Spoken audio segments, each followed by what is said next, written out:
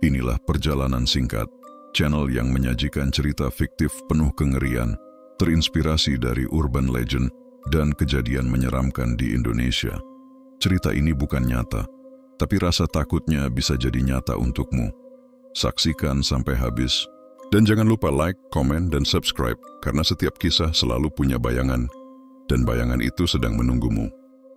Warisan 1 miliar, hutang pinjol 600 juta, dan pesugihan di Sukabumi, kaya mendadak berujung maut. Namaku Budi, umur 17 tahun, anak pertama di keluarga kami. Aku sekolah di SMK kelas 2 di Sukabumi. Ayahku, Rahman, usianya 45 tahun, dan ibuku, Rani, berusia 42 tahun. Aku punya adik laki-laki bernama Doni, usianya 12 tahun, sekarang kelas 6 SD. Sebelum hidup kami berubah, kami tinggal di rumah kecil pinggir kota Sukabumi. Ayah bekerja serabutan, kadang jadi kuli angkut, kadang membantu orang berkebun. Ibu berjualan kue keliling kampung. Hidup kami pas-pasan tapi cukup penuh kasih sayang. Hidup kami berubah sejak kakek, ayahnya ayah, meninggal dunia. Dulu kakek adalah saudagar kaya, punya banyak tanah di Jakarta, 3 bisnis seafood yang terkenal di Sukabumi, dan rumah mewah di pusat kota Sukabumi. Semua kakak ayah sudah kaya sejak muda dan mapan dengan usaha masing-masing. Kakek berwasiat seluruh hartanya diwariskan kepada ayah, si bungsu yang hidup sederhana. Warisan itu berupa uang 1 miliar rupiah, emas 100 gram, 1 mobil Alphard keluaran terbaru, 1 mobil BMW keluaran terbaru, 1 hektar tanah di Jakarta, 3 bisnis seafood, dan rumah mewah kakek di Sukabumi. Kami langsung pindah ke rumah mewah warisan kakek. Rumah itu sangat besar, dengan halaman luas, pagar tinggi, dan garasi cukup untuk 2 mobil. Dulu aku sering hanya melintas dan mengagumi rumah ini dari luar, tak menyangka kini aku tinggal di dalamnya. Kamarku sekarang seluas rumah kami yang lama. Doni senang berlarian di halaman setiap sore, tapi aku merasakan sesuatu yang aneh. Rumah ini terlalu sepi, terlalu dingin. Seiring waktu, ibu berubah. Ia jadi suka belanja barang-barang mahal, ke salon dan ke butik. Ayah sibuk mengurus bisnis seafood yang tak benar-benar ia pahami. Rumah ini terasa asing. Ruang tamu megah yang dulu aku impikan kini hanya jadi tempat pajangan tanpa kehangatan keluarga. Doni sering memelukku saat malam tiba dan berkata, "Kak Budi, rumah ini serem ya, gede tapi kayak kosong." Aku hanya bisa mengusap kepalanya, menahan rasa was-was. Aku mencoba berpikir positif, berharap semua akan baik-baik saja. Tapi aku tidak tahu, semua ini baru permulaan. Kehidupan mewah yang kami jalani ternyata membawa petaka. Ibu makin gila belanja. Setiap pekan mobil Alphard dibawanya ke butik atau salon. Ayah makin sibuk, wajahnya sering terlihat lelah dan bingung. Rumah mewah ini yang dulu kubanggakan kini terasa seperti penjara emas. Doni semakin sering menempel padaku, takut tidur sendirian. "Kak Budi, aku nggak betah di rumah ini," bisiknya suatu malam. Setahun berlalu, warisan itu habis sedikit demi sedikit. Uang 1 miliar rupiah sudah entah kemana, habis untuk gaya hidup mewah. Emas 100 gram sudah dijual ibu untuk belanja. Bisnis seafood makin merugi karena ayah tak mampu mengelolanya. Mobil Alphard dan BMW rusak, tak ada uang untuk memperbaiki. Rumah besar ini kini hanya beban, membuat ayah makin tertekan. Ayah sering duduk termenung di teras, dengan tatapan kosong. Keadaan makin parah karena ayah mulai terjerat pinjol. Awalnya untuk menutup kerugian bisnis, lama-lama untuk membayar hutang pinjol sebelumnya. Suatu malam aku mendengar ibu berteriak di ruang tamu, "Sayang, hutang pinjol kita udah 600 juta rupiah. Mau sampai kapan begini?" Kata-kata itu membuatku gemetar di kamar. Rumah ini semakin terasa mencekam, seperti ada bayangan hitam yang siap menelan kami. Keesokan harinya, aku mengintip dari balik pintu kamar. Kulihat ayah duduk lemas, wajahnya pucat. Ibu duduk di sampingnya, membisikkan sesuatu yang membuat bulu kuduku merinding. "Sayang, kita nggak ada pilihan lain. Pesugihan satu-satunya jalan," ucap ibu pelan. Kata itu menggema di kepalaku, menandakan hidup kami akan berubah lebih buruk. Dan malam itu, gelap mulai menelan keluarga kami. Suasana rumah semakin mencekam. Ayah dan ibu mengurung diri di kamar. Berbicara pelan, namun terdengar jelas kata, "Pesugihan." Aku tak bisa tidur. Jantungku berdebar tak karuan. Doni terlelap di sampingku, memeluk erat selimutnya. Malam itu udara terasa sangat dingin, seperti ada sesuatu yang mengintai dari balik jendela rumah mewah kami. Aku hanya bisa berdoa dalam hati, memohon perlindungan dari Allah. Pagi harinya, ayah tampak berbeda. Wajahnya muram, mata merah seperti kurang tidur. Aku mendengar ayah dan ibu bergegas keluar rumah. Mereka bilang mau mencari jalan keluar. Aku tahu itu berarti mereka benar-benar akan menemui dukun pesugihan. Perasaanku semakin tak enak. Aku hanya bisa menatap kepergian mereka dari balik jendela kamar. Doni bertanya polos, "Kak Budi, ayah ibu mau kemana?" Aku hanya menjawab lirih, "Nggak tahu deh, semoga nggak terjadi apa-apa." Malamnya ayah dan ibu pulang. Mereka membawa bau anyir aneh yang menusuk hidung. Ayah lebih banyak diam, sementara ibu justru tampak sumringah. Aku tak berani bertanya apa yang mereka lakukan. Namun aku mendengar bisik-bisik ibu. "Sayang, Mbak Joko bilang ritual awal ini sudah cukup. Kita akan lihat hasilnya dalam beberapa hari."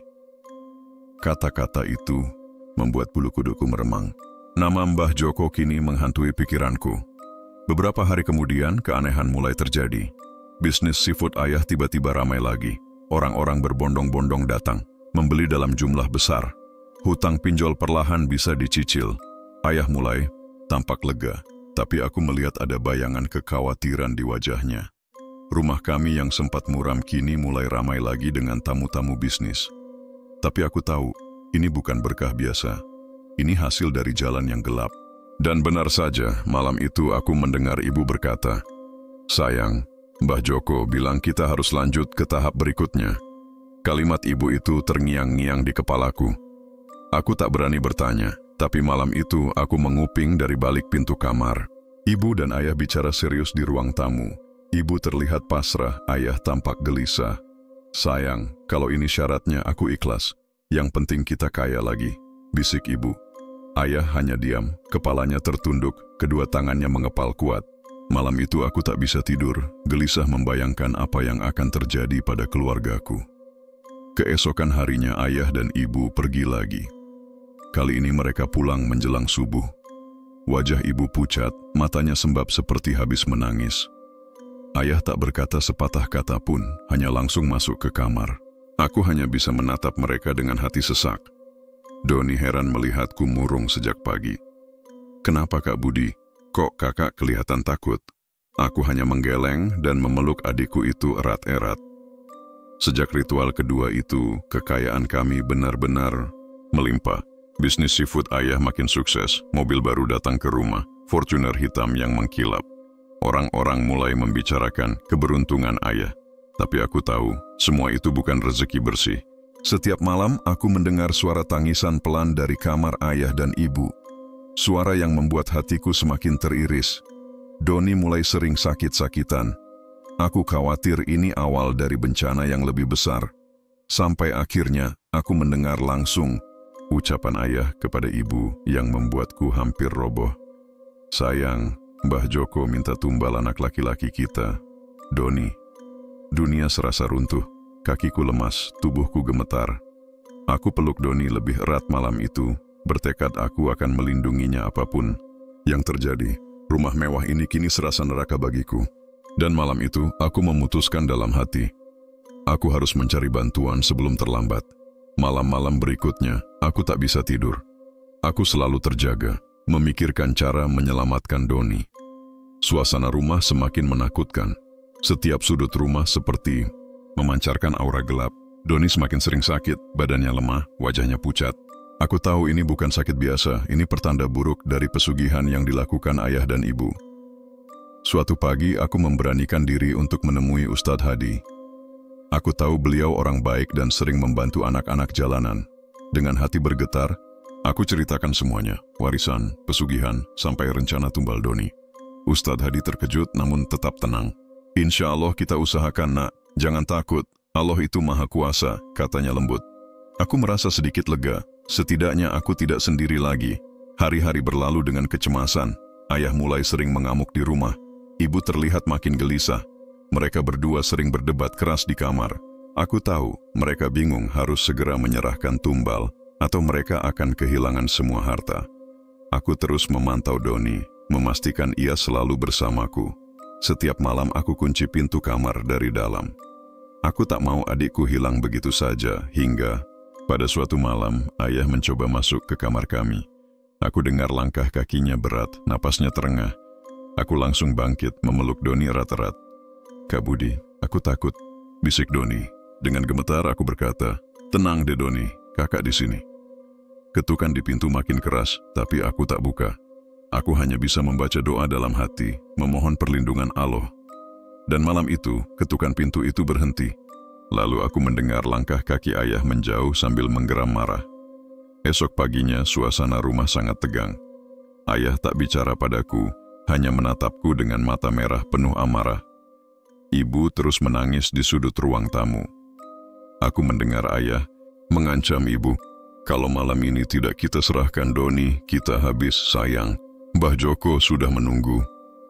Ibu hanya mengangguk sambil terisak. Doni tak tahu apa-apa, dia hanya memelukku erat, wajahnya penuh tanya. Sore itu, aku kembali menemui Ustadz Hadi. Aku memohon agar beliau segera bertindak. Ustadz Hadi mengangguk tegas. "Malam ini kita selamatkan kalian. Bersiaplah nak," ucapnya. Aku pulang dengan dada sesak, tapi ada sedikit harapan.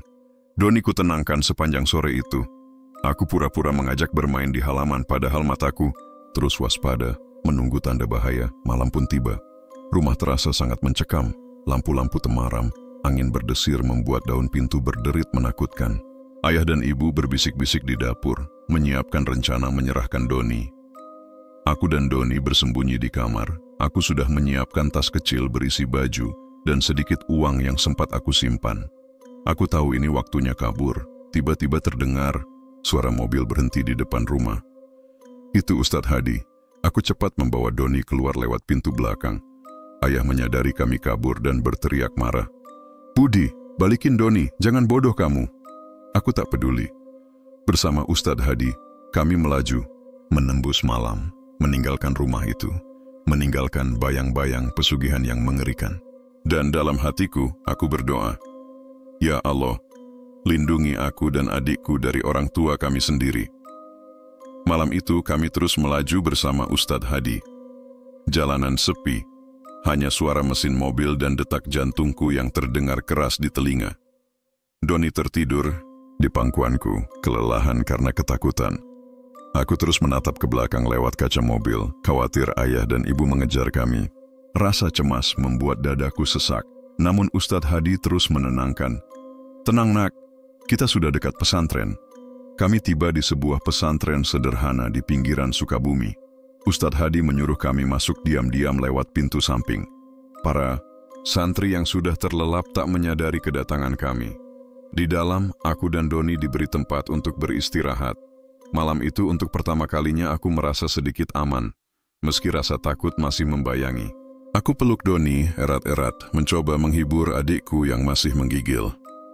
Pagi harinya, Ustadz Hadi mengajak kami berbincang. Beliau berkata akan menjaga kami sampai ada jalan keluar terbaik. Aku menangis di hadapan beliau, menceritakan semua tanpa ada yang disembunyikan. Dari warisan sampai pesugihan. Ustadz Hadi hanya mengangguk pelan. "Sabar nak, insya Allah kita akan lawan kejahatan ini dengan doa dan ikhtiar," ucapnya. Aku merasa sedikit lega. Doni mulai tersenyum lagi, meski wajahnya masih terlihat lesu. Namun petang harinya, pesantren mulai didatangi orang-orang tak dikenal. Mereka mengintai dari luar pagar, bisik-bisik. Aku yakin itu suruhan ayah atau orang-orang Mbah Joko. Ustadz Hadi segera memperkuat penjagaan pesantren. Mereka ingin memaksa mengambil Doni. "Tapi kita harus tetap kuat nak," katanya. Malam itu kami semua berjaga. Bacaan Al-Quran dikumandangkan agar pesantren dilindungi Allah dari niat jahat. Dan aku tahu, bahaya belum usai.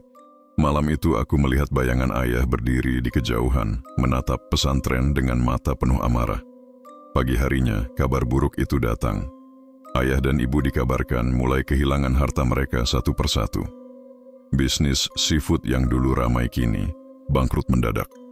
Mobil-mobil mewah sudah mulai ditarik pihak leasing karena cicilan macet. Hutang pinjol yang menumpuk sebesar 600 juta makin menjerat ayah dan ibu. Semua orang yang dulu menghormati mereka kini menjauh. Aku mendengar kabar itu dari seorang santri yang mendengar warga membicarakan ayah dan ibu di warung. Rasanya, hatiku pedih, tapi aku tahu ini akibat perbuatan mereka sendiri. Aku hanya bisa berdoa dalam hati, semoga mereka segera sadar dan bertaubat. Doni mulai ceria lagi. Ia belajar mengaji bersama anak-anak pesantren. Aku merasa Doni sudah kembali menjadi anak yang polos, tanpa beban gelap pesugihan. Namun ayah dan ibu tak menyerah. Mereka masih berusaha mencari kami. Aku dengar mereka beberapa kali datang ke pesantren, tapi tak berani masuk karena takut dengan doa-doa yang terus dipanjatkan. Aku sempat melihat mereka dari celah jendela. Wajah mereka penuh kesengsaraan, mata cekung, tubuh kurus tak terurus. Tapi entah mengapa, amarah mereka seolah masih membara. Aku hanya bisa berharap mereka sadar. Hingga akhirnya, Ustadz Hadi mengajak kami berdoa khusus untuk ayah dan ibu. Nak, kita minta Allah bukakan hati mereka, agar berhenti dari jalan gelap itu. Jangan biarkan kebencian tumbuh di hatimu, ya. Nasihat beliau. Aku angguk pelan. Aku tahu Ustadz Hadi benar. Aku harus tetap berbakti walau mereka telah salah jalan. Malam itu aku tidur dengan hati lebih tenang, berharap esok ada keajaiban. Pagi itu, kabar mengejutkan datang. Rumah mewah warisan kakek kebakaran hebat. Ayah dan ibu terjebak di dalamnya. Aku dan Doni langsung menuju lokasi bersama Ustadz Hadi. Saat tiba, yang kami lihat hanya api yang mengamuk membakar habis seisi rumah. Suara sirene mobil pemadam kebakaran memekakkan telinga. Sementara warga berusaha membantu dengan alat seadanya. Aku berteriak memanggil ayah dan ibu, tapi tak ada suara balasan. Doni memegang tanganku erat, tubuhnya gemetar hebat. Asap hitam pekat membubung ke langit. Api menghabisi setiap sudut rumah yang penuh kenangan itu. Warga hanya bisa menyaksikan dengan mata basah, tak mampu berbuat banyak. Aku tahu, tak ada yang bisa menyelamatkan ayah dan ibu yang sudah terjebak di dalam. Tangis Doni pecah, aku hanya bisa memeluknya, berusaha kuat meski hatiku remuk. Rumah megah itu kini jadi lautan api. Beberapa jam kemudian, api berhasil dipadamkan.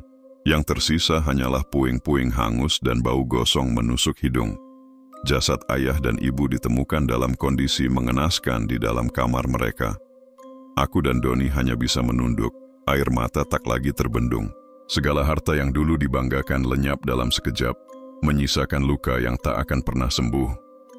Warga kampung membantu mengurus pemakaman ayah dan ibu. Aku berusaha tetap tegar di depan Doni. Kita harus kuat deh Doni. Allah pasti punya rencana lebih baik buat kita, bisikku di telinganya. Doni hanya mengangguk pelan, matanya sembab, wajahnya pucat. Malam itu kami kembali ke pesantren. Dengan hati kosong, hanya bisa berharap ada jalan baru terbuka untuk kami. Dan aku tahu, cobaan belum berakhir. Malam itu, preman-preman datang ke pesantren, menagih hutang pinjol 600 juta rupiah yang ditinggalkan ayah dan ibu. Mereka datang membawa motor dengan knalpot bising. Suara mereka menggema menggetarkan dinding pesantren. Mereka menggedor pagar pesantren dengan brutal, berteriak mengancam. Aku dan Doni bersembunyi di sudut kamar, tubuh kami bergetar ketakutan. Ustadz Hadi berusaha menenangkan mereka, bicara baik-baik, tapi mereka malah makin marah dan melempar batu ke arah jendela. Aku memberanikan diri keluar, menatap wajah-wajah kasar yang haus uang. Kami cuma mau hak kami. Hutang 600 juta rupiah harus dibayar, atau kalian semua kami hancurkan. Bentak salah satu preman. Golok di tangannya berkilat di bawah cahaya bulan. Aku menunduk, air mata menetes, tapi aku katakan, aku akan berusaha membayar hutang itu. Doni menangis memeluk kakiku. Malam itu suasana pesantren mencekam. Santri-santri lain ketakutan, suara isak tangis terdengar dari sudut-sudut kamar. Preman-preman itu akhirnya pergi setelah puas mengancam, tapi mereka berjanji akan datang lagi minggu depan. Aku tak bisa tidur, hanya bisa memandangi Doni yang masih menggigil, sambil berdoa dalam hati meminta pertolongan Allah. Pagi harinya, aku mulai bekerja serabutan. Apa saja aku kerjakan. Jadi kuli pasar, angkut barang, bahkan bantu cuci piring di warung. Doni tetap aku sekolahkan. walau ia selalu ketakutan setiap keluar rumah. Ustadz Hadi menjadi satu-satunya yang selalu menyemangati kami. Aku merasa hidup, kami sudah di ujung tanduk. Preman-preman itu bukan satu-satunya yang menakutkan. Aku merasa teror pesugihan ayah dan ibu belum berhenti. Malam itu, suara-suara gaib dan bayangan hitam mulai muncul mengganggu kami di pesantren. Angin malam terasa lebih dingin dari biasanya. Jendela kamar bergetar keras, seolah ada yang mengguncang dari luar. Sosok hitam tinggi besar berdiri di halaman pesantren. Matanya merah menyala, menatap tajam ke arahku. Doni menjerit, memelukku erat sambil menangis. Aku berusaha tetap tenang, membaca doa sekuat hati, memohon perlindungan Allah. Pagi datang membawa harapan palsu. Aku sudah kelelahan, tubuhku remuk. Karena siang aku jadi kuli angkut di pasar, sore bantu-bantu angkat barang di toko, malam aku cuci piring di warung. Uang yang terkumpul belum ada apa-apanya dibanding hutang 600 juta rupiah peninggalan ayah dan ibu. Doni juga makin murung, katanya bayangan hitam itu sering mengikuti dia sampai sekolah. Hari-hari berikutnya terasa panjang. Aku terus bekerja serabutan tanpa henti. Doni mulai sering sakit, mungkin karena stres dan takut. Ustadz Hadi sudah seperti ayah kedua bagi kami, selalu menguatkan, tapi aku tahu beliau juga khawatir. Teror bayangan hitam makin sering datang, terutama di malam hari. Suara-suara gaib memanggil namaku, mengingatkanku pada hutang pesugihan orang tua kami. Tepat 1 minggu setelah ancaman terakhir, preman-preman pinjol itu datang lagi. Mereka datang siang bolong, menendang pagar pesantren dengan kasar, berteriak-teriak menagih hutang. Salah satu dari mereka membawa botol bensin dan mengancam, "Kalau minggu depan belum lunas, kami bakar tempat ini." Para santri menangis ketakutan, suasana jadi sangat mencekam. "Kalau minggu depan belum lunas, kami bakar tempat ini." Ancaman preman itu terus terngiang di kepalaku, siang dan malam. Setiap aku menutup mata, bayangan mereka muncul. Bersama sosok hitam tinggi besar yang makin sering menampakkan diri. Aku tidak tahu lagi harus bagaimana. Uang yang aku kumpulkan masih sangat jauh dari cukup. Doni makin sering sakit, ia demam, tubuhnya lemas. Aku benar-benar takut kehilangan adikku satu-satunya. Hari-hari terasa makin berat. Aku terus bekerja serabutan. Siang aku jadi kuli angkut di pasar Sukabumi, sore bantu mengangkat barang di toko-toko, malam cuci piring di warung. Aku juga sesekali mendapat upah dari membersihkan halaman rumah orang. Setiap receh aku kumpulkan, berharap bisa sedikit demi sedikit menutupi hutang 600 juta rupiah itu. Tapi jumlahnya masih terlalu kecil. Malam itu pesantren kembali diteror. Bayangan hitam itu muncul di dekat mushola, sosoknya besar, matanya merah membara. Kali ini aku mendengar suara serak mengerikan. "Kenapa hutang pesugihan orang tuamu belum lunas? Kau akan membayarnya dengan nyawamu." Suara itu menggema di telingaku. Doni menggigil hebat. Aku peluk erat sambil terus membaca doa. Ustadz Hadi masuk, wajahnya pucat tapi tegas. Beliau membacakan ayat-ayat suci dengan keras hingga bayangan itu lenyap. Paginya, para santri bercerita mereka mendengar suara tertawa mengerikan di halaman pesantren malam tadi. Semakin banyak yang ketakutan. Ustadz Hadi mengumpulkan kami semua, meminta kami tetap kuat dan terus berdoa. Aku bertekad untuk terus bekerja lebih keras demi Doni dan demi pesantren ini. Aku tahu aku tidak boleh kalah dengan teror ini. Aku harus menemukan cara sebelum preman-preman itu benar-benar datang untuk membakar pesantren ini. Kalimat itu terus terngiang di kepalaku. Pagi-pagi sekali aku sudah keluar, bekerja apa saja yang bisa menghasilkan uang. Hari ini aku dapat pekerjaan bantu bongkar muatan sayuran dari truk di pasar. Badanku sudah sangat lelah, tapi aku tidak punya pilihan. Hutang 600 juta rupiah itu seperti menjerat leherku, siap mencekik kapan saja. Sementara itu, Doni makin lemah. Pulang sekolah ia langsung rebah, mukanya pucat, tubuhnya panas dingin. Malam harinya ia menggigil hebat, napasnya tersengal-sengal. Aku panik, Ustadz Hadi segera memanggilkan dokter. Dokter datang dan berkata, Doni kelelahan dan mungkin tertekan karena trauma. Hatiku hancur mendengar itu.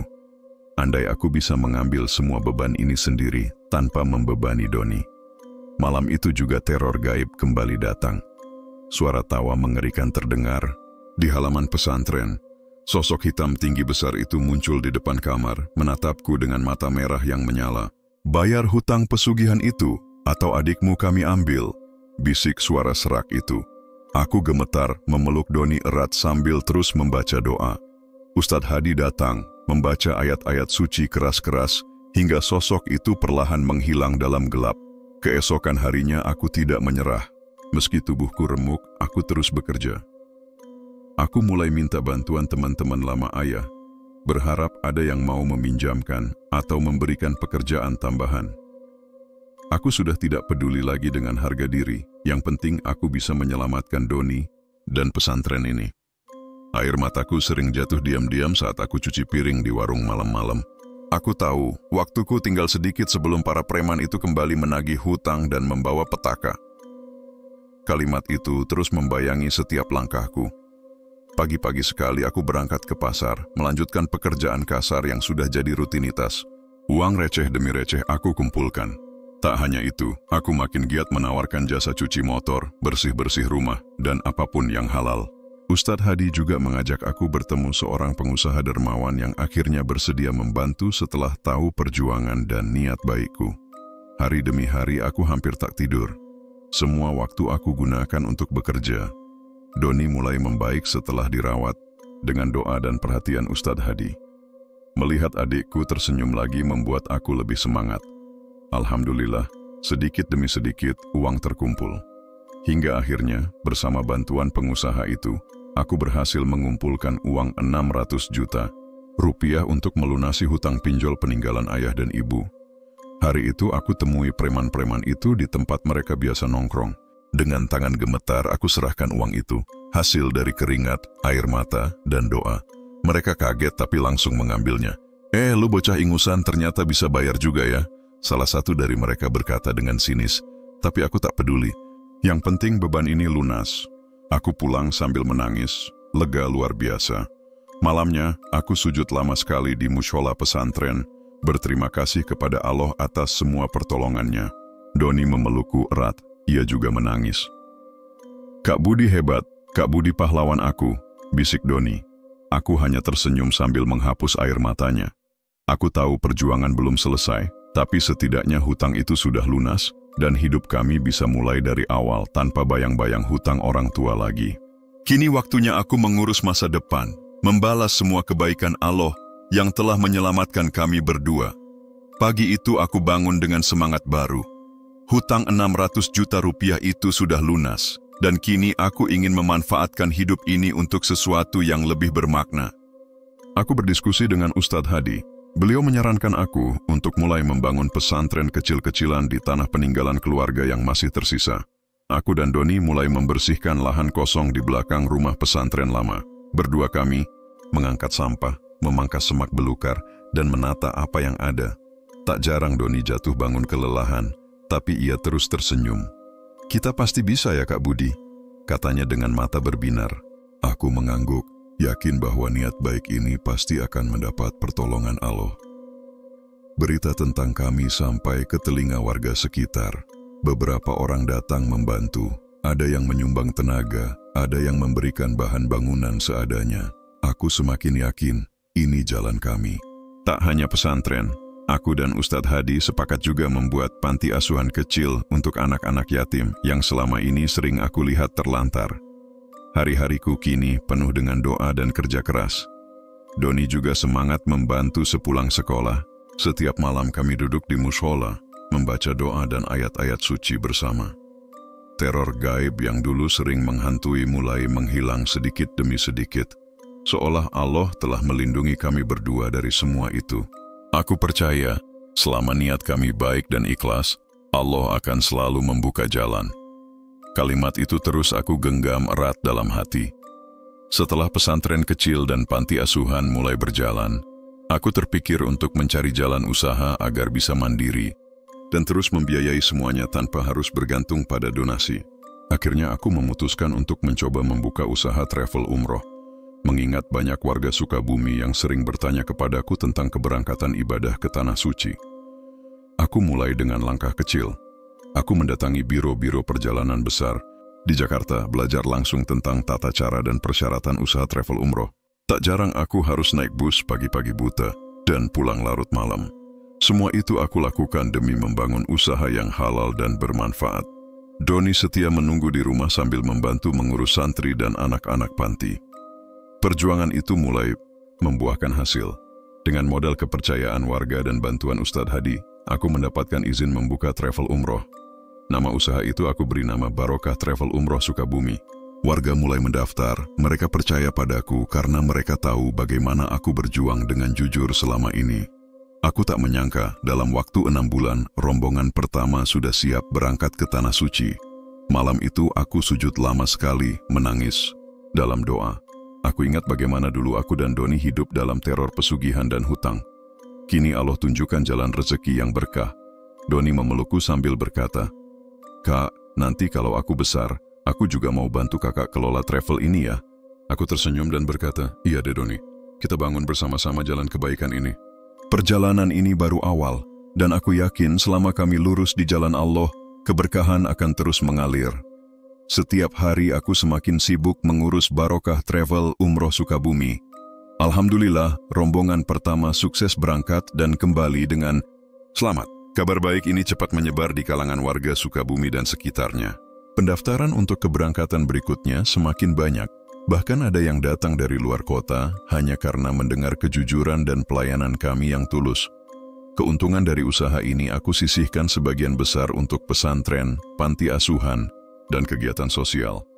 Setiap bulan aku bisa membiayai sekolah anak-anak yatim dan memberikan beasiswa bagi mereka yang berprestasi.